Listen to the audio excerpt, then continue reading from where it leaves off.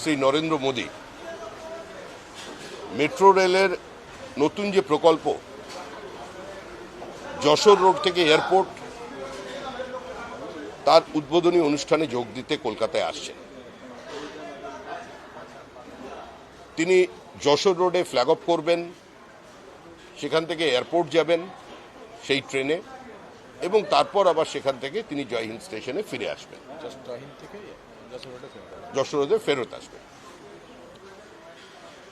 এরপরে যেভাবে হয় গাড়িতে তিনি পৌঁছবেন, একটি সরকারি প্রোগ্রাম আছে এই মাঠেরই সংলগ্ন একটি জায়গায়, এবং তারপর পরিবর্তন সংকল্প যে যাত্রা সভা, সেই সভায় তিনি অংশগ্রহণ করবেন। এই মুহূর্তে পশ্চিমবঙ্গে 43টা রেলওয়ে প্রজেক্ট জমি জটের কারণে আটকে আছে।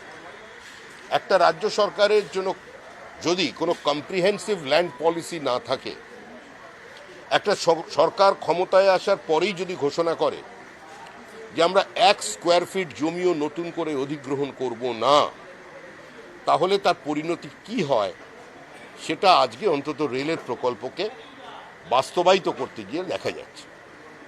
এছাড়াও সেক্টর 5 থেকে কলকাতার কানেক্টিভিটি বন্ধ হয়ে আছে শুধুমাত্র একটি স্পটে, চিংড়িহাটার সামনে। আমার সঙ্গে ওখানকার স্থানীয় বিধায়ক এবং মন্ত্রী সুজিত বোসের কথা হয়েছে। তিনি বলেছেন যে রাস্তার এপার পর্যন্ত যা হয়েছে সেটা আমার দায়িত্ব, ওখানে কোনো সমস্যা নেই।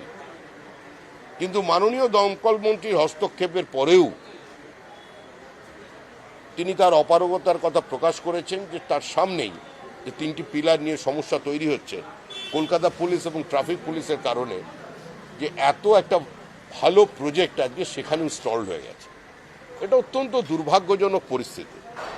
অতীতেও আমরা দেখেছি ইউপিএ জমানার রেলমন্ত্রীকে প্রায় আমাদের প্রস্তর যুগে নিয়ে চলে গিয়েছিলেন তারা। শিলান্যাসের পর শিলান্যাস, প্রকল্পের পর প্রকল্পের ঘোষণা, সেগুলো কোনোটাই বাস্তবায়িত হয়নি। এবং একজন রেলমন্ত্রী দাঁড়িয়ে বাজেট পেশ করতে গিয়ে বলেছিলেন যে ভারতীয় রেল সম্পূর্ণ কোমায় চলে গেছে, আমি সেখান থেকে বার করে আনবার চেষ্টা করছি। কয়েক ঘন্টার মধ্যেই তাকে পদত্যাগ করতে হয়, এবং ভারতের প্রধানমন্ত্রীর আপত্তি সত্ত্বেও আমাদের বর্তমান শাসক দলের একজন রেলমন্ত্রীর দায়িত্ব গ্রহণ করেন।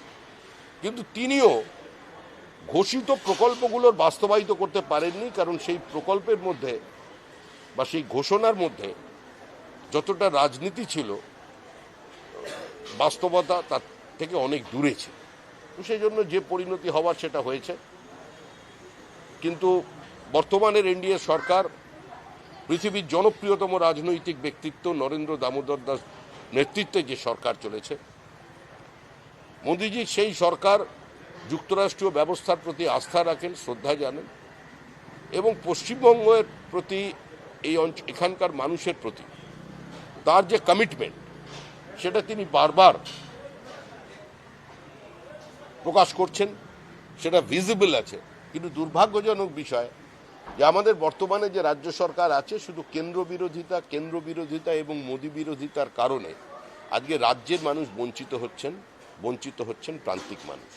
একদিকে প্রকল্পের নাম পরিবর্তন হচ্ছে, অন্যদিকে রাজ্য সরকারের দেওয়ার যে টাকার পরিমাণ সেটা তারা দিতে পারছেন না, কিছু প্রজেক্ট স্টলড হয়ে যাচ্ছে। আর জমি জটের কারণে, শুধু রেল নয়, জমি জটের কারণে অনেক প্রজেক্ট আটকে আছে।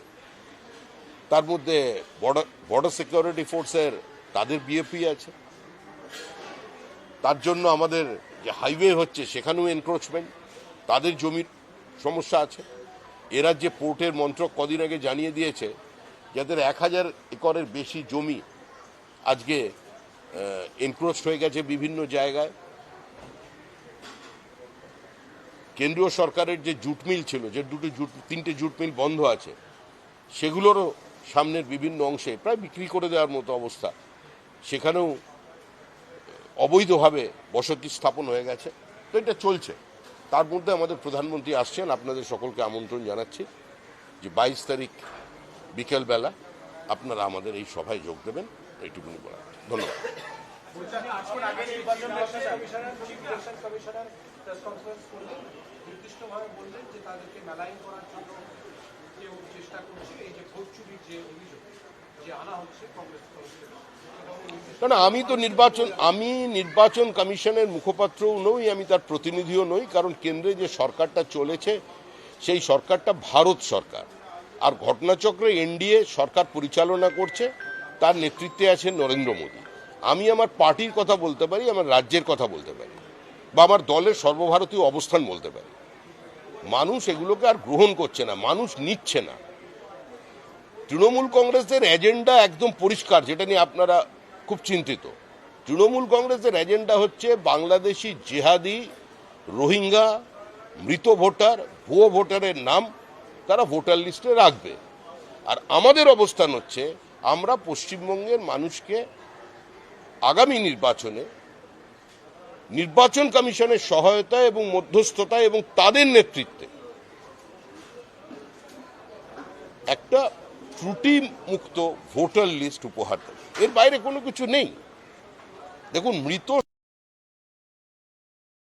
শিশুকে সব মাই কোলে আটকে রাখতে চায়, যত তাড়াতাড়ি শিশুটাকে বিদায় দেওয়া যায় ভালো।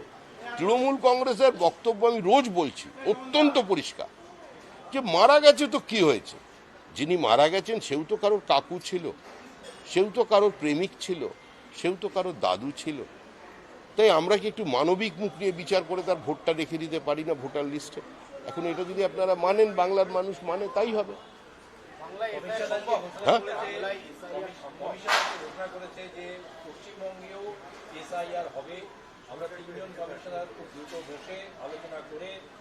কে বলেছেন? পশ্চিমবঙ্গেও এসআইআর আমরা করবো, কবে করবো তিনজন বসে আলোচনা করে দ্রুত সিদ্ধান্ত ঘোষণা করবো। না না, এটা তো সকলে জানে, সারা দেশেই এসআইআর হবে, এটা রুটিন প্রক্রিয়া। এর মধ্যে যদি কেউ মৃত্যু ঘণ্টার আওয়াজ শুনতে পায়, আমাদের তো কিছু করার নেই। এসআইআর হবে, বাধা দিলে সেই বাধাকে গুঁড়িয়ে দিয়ে এসআইআর হবে। পশ্চিমবঙ্গের মানুষ এসআইআর চায়, পশ্চিমবঙ্গের মানুষ মুক্তি চায়, পরিত্রাণ চায়। পশ্চিমবঙ্গের মানুষ বাংলাকে আর নতুন করে পশ্চিম বাংলাদেশ হতে দিতে চায় না, আরেকটা 16ই আগস্ট চায় না, 46 চায় না। সুতরাং এখানে হবে, যে বাধা দেবে সে থাকবে না, আর বাধাটা দেবে দিতে পারবে না। একটু অপেক্ষা করুন। রাহুল গান্ধী আজকে প্রকাশ্যে মঞ্চ থেকে বলেছেন যে আজকে মঞ্চে দাঁড়িয়ে বলে গেলাম বিজেপি কমিশনের মাধ্যমে নির্বাচনে ভোট চুরি করার জন্য এসআইআর করছে, এটা আমরা হতে দেব না, আমরা যে কোনো মূল্যে আটকাব। মুখ্যমন্ত্রীও তাই বলেছেন, একটা নামও বাদ দিতে না, ও তো ক্ষমাশ্রী।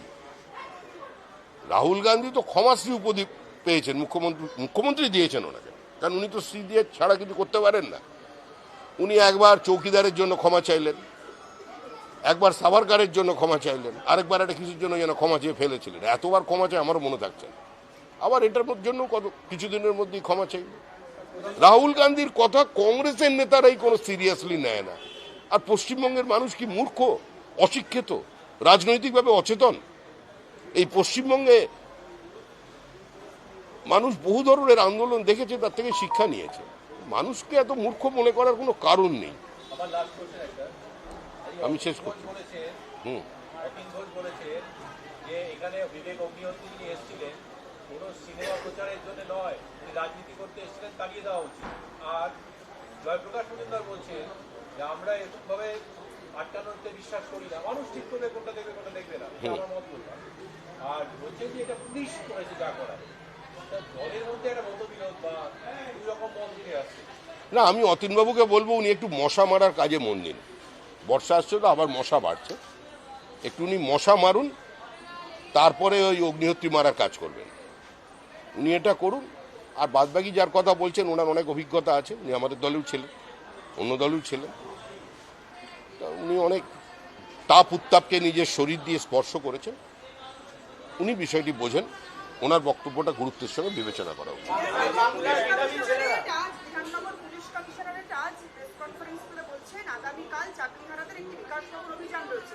সেখানে একটি অডিও ক্লিপ প্রকাশ্যে এসেছে, হিংসাত্মক কথাবার্তা সেখানে বলা হচ্ছে, বোমা মারার কথাবার্তা বলা হচ্ছে।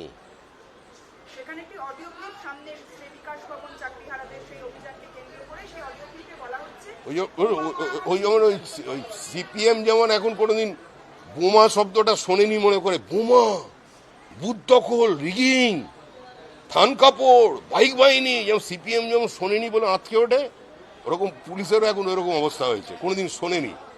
বিধাননগর পুলিশ কমিশনারেটকে বলুন, কমিশনারেটের পেছনে যে রোহিঙ্গারা বসে আছে ওগুলোকে উচ্ছেদ করতে। বিধাননগর কমিশনারেটের উচিত যে ইনস্টিটিউশনের সঙ্গে ডিআরডিওর সরাসরি যোগাযোগ আছে, যার সঙ্গে ভারতবর্ষের নিরাপত্তা, ভারতবর্ষের সামরিক ব্যবস্থার যোগাযোগ আছে, সেই সাহা ইনস্টিটিউট অফ নিউক্লিয়ার ফিজিক্সের পাঁচিলের পিছনে যে রোহিঙ্গা বসতি আছে সেটাকে আগে একটু তুলে দেখান। বিধাননগর কমিশনারেটকে বলুন যে বিধাননগরের মতো একটা প্ল্যান্ড সিটিতে কি করে মসজিদ তৈরি হলো, কার অনুমতিতে। বিধাননগর কমিশনারেট এই প্রশ্নের উত্তর দিন যে সমস্ত রীতি নীতি প্রথা ভেঙে দিয়ে ইতিহাস সৃষ্টি করলেন, যে এবারের আমাদের দোলের দিনে বিভিন্ন জায়গাকে নো এন্ট্রি করে দিলেন কিছু মানুষের সুবিধা করার জন্য। আগে এগুলো কেন করেছিলেন? বিধাননগর কমিশনারেটকে বলুন যে আপনাদের এই তার কমিশনারেটের মধ্যে যে পুকুর বুঝিয়ে অঙ্গনওয়াড়ি স্কুল ভেঙে বাড়ি তৈরি হচ্ছে সে ব্যাপারে নোটিশ যেগুলো কোর্টে আছে সেগুলোকে কমপ্লাই কেন করতে পারছেন না? ওসব হিংসাত্মক ভাষাটা যা খুঁজছেন, এসব গল্প আর পশ্চিমবঙ্গে এখন মানুষ নিচ্ছে না। মানুষ চাইছে একটাই কথা, বিসর্জন। জগন্নাথ দেব এসে গেছেন, চিন্তা করবেন না। মানুষ কোনো ব্যাপারে আর উৎসাহী নয়। মা কালী ফাইল নেয়নি। জগন্নাথ দেব পুরীতে বলে দিয়েছে যে আমার হাত থাকলেও আমি পারতাম না তোমাকে বাঁচাতে, অন্য ওকে ধরে নিয়ে এসছে। উনি এখন স্বইচ্ছা এসে গেছেন, কোনো চিন্তা নেই। জগন্নাথ দেবকে সাক্ষী রেখেই বঙ্গোপসাগরে 2026 তৃণমূলের বিসর্জন অনিবার্য। বাংলার মেধাবী ছেলেরা তারা বাইরে চলে যাচ্ছে, জয়েন্ট এন্ট্রান্সের ফল বেরোচ্ছে না, আগস্ট মাস হয়ে গেল, মাস শেষ হতে চললো, বাইরের কলেজে পড়ুয়ারা চলে যাচ্ছে। এখনো পর্যন্ত জয়েন্টের কোনো রেজাল্ট নিয়ে কোনো সদুত্তর পাওয়া যায় না। আরে প্রশ্ন তো, আসল বিষয়টা কি, এত জটিলতাই আবার প্রশ্ন নেই। হিন্দুদের থেকে 10% কেটে ওবিসির মধ্যে ঢোকানো হবে, আর কোনো ধরনের সূচনা না দিয়ে, মানে কোনো ধরনের সার্ভে না করেই ঘরে বসে একটা লিস্ট তৈরি হবে সংখ্যালঘুদের 10% পাইয়ে দেওয়ার জন্য ওবিসির নামে। আসল বিষয় এটাই। আসল বিষয় হচ্ছে মুসলিম ব্লক ভোট। এ দিয়ে মুসলমানদেরও কোনো উপকার হবে না, সর্বনাশ হবে হিন্দুদের। এবার যারা এটাকে চাইছেন তারা তৃণমূলকে ভোট দেবেন, আর যারা এই অবস্থা থেকে মুক্তি পেতে চাইছেন তারা বিজেপিকে ভোট দেবেন। সোজা অঙ্ক এক। বাংলার মেধা বাইরে চলে যাবে, বাংলার মেধা বাইরে চলে যাবে। বাংলার ব্যাঙ্গালোরের দ্বিতীয় কথ্য ভাষা হয়ে গেছে বাংলা। বাংলার তো সবকিছুই বাইরে, এগিয়ে বাংলা না। এগিয়ে বাংলা মানে কি? মানে বাংলার থেকে এগিয়ে যাও, যেদিকে পারো, পশ্চিম, উত্তর, দক্ষিণ, এগিয়ে যাও, এটাই তো এগিয়ে বাংলা। আর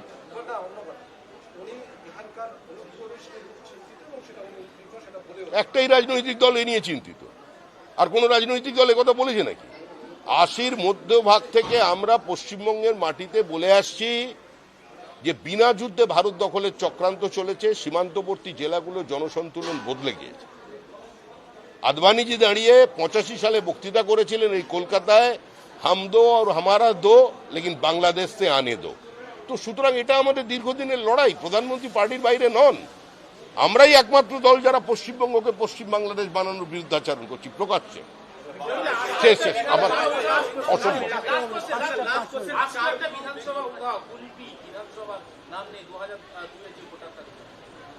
2002 বিধানসভার মধ্যে কুলপিটা নেই। নেই মানে সেটা কার ভুল? ভোটার তালিকা পাওয়া যাচ্ছে, এসডি অফিস থেকে পাওয়া যাচ্ছে। এসডি অফিস থেকে পাওয়া যাচ্ছে না, তার মানে ওখানে কিছু একটা ব্যাপার আছে, ডায়মন্ড ছকে কিছু একটা হচ্ছে। সম্পর্ক ভারতের, সেই অবস্থায় তৃণমূল সাংসদের সিনেমা মুক্তি পাচ্ছে বাংলাদেশে। কোথায়? বাংলাদেশের একটা সিনেমা মুক্তি পাচ্ছে তৃণমূল সাংসদের। বাংলাদেশের সঙ্গে বর্তমানে যে সম্পর্ক আমাদের, তাতে কি ভারতীয় সিনেমা মুক্তি পাওয়া উচিত বাংলাদেশে? না না, এ নিয়ে আমাকে কেন প্রশ্ন করছেন? যারা মোমবাতি নিয়ে রাস্তায় বেরোন ওদেরকে জিজ্ঞেস করুন। চাকরিহারা শিক্ষকদের একাংশ সিদ্ধান্ত নিয়েছে আগামীকাল তারা এসএসসি অভিযান করবে। আজকে পুলিশ প্রেস কনফারেন্স করে বললো ওদের মধ্যে যে কথোপকথন হয়েছে সেটা রীতিমতো হিংসাত্মক হবে, সুতরাং আমরা মামলা রুজু করে ব্যবস্থা নিচ্ছি। পুলিশ যে কোনোভাবে চক্রান্ত করছে সরকারের সঙ্গে মিলে এই স্বতঃস্ফূর্ত গণপ্রতিবাদকে বাজেয়াপ্ত করবার জন্য। তৃণমূল কংগ্রেস চাকরি বিক্রি করেছে, চাকরি চোরদের বাঁচানোর জন্য মানুষের দেহ করের টাকা কোটি কোটি টাকা বিভিন্ন জায়গায় ব্যয় করেছে, তিরস্কৃত হয়েছে, বিভিন্ন সময় পরাজিত হয়েছে। এখন যাদের মেধা প্রতারিত হয়েছে তারা প্রতিবাদ করবে, সেই প্রতিবাদকে তারা ধ্বংস করতে চায়, তার জন্য পুলিশকে দিয়ে এসব করাচ্ছে। 4 বছর পর জানা যাচ্ছে আপনি 25,000 ভোটে যে পরাজিত হয়েছিলেন যে বিধানসভা থেকে, সেই বিধানসভায় 27,000 ভুয়ো ভোটার। আজকে আপনার দলের নেতারা বলছেন রাজারহাট গোপালপুর বিধানসভায় 27,000 মৃত এবং ভুয়ো ভোটার মিলিয়ে হয়েছে। এই বিধানসভায় আপনি একুশে লড়াই করেছিলেন, 25,000 ভোটে আপনি পরাজিত হয়েছিলেন। দেখুন, আমি পরাজিত হয়েছি, আমি পরাজয়টা স্বীকার করে নিয়েছি। ভোট বেড়েছে বলে আমি হেরে গেছি এরকম বলবার মতো লোক আমি মানুষ নই। জল সর্বত্র আছে, তো জলই যে আমায় হারিয়ে দিয়েছে এটাও মনে করার কারণ নেই। আমি হেরেছি, আমি পরাজিত হয়েছি, মানুষ আমার বিরুদ্ধে ভোট দিয়েছে। জল যারা ছিল জলও ভোট দিয়েছে, জল জলের মতো গড়িয়েছে, সে জলকে আমরা ধরতে পারিনি, কিন্তু এবার আমরা ধরে নিয়েছি। এই বিধানসভায় দেখা যায় 27,000 ভোটার। আরে সবে তো শুরু, সবে তো খালি দেখছো, এখন 17 লক্ষ জমা দিয়েছি, দেখতে থাকো। ভাঙড়ে শিক্ষক আক্রান্ত হয়েছে আবার কে? মেদিনীপুরে রেফারি পেটে লাথি মারা হলো, তারপরে আবার ভাঙড়ে শিক্ষক আক্রান্ত হয়েছে। তৃণমূল সর্বব্যাপী, তৃণমূল সর্বত্রগামী। তৃণমূল সাংবাদিক পিটিয়েছে, ক্যামেরা পার্সন পিটিয়েছে, জজ সাহেবকে পিটিয়েছে, মাস্টার মশাইকে পিটিয়েছে, রেফারির পেটে লাথি মেরেছে। সবগুলো মিলিয়ে মিশিয়ে করতে হবে। সমাজের সর্বস্তরে তৃণমূল আছে।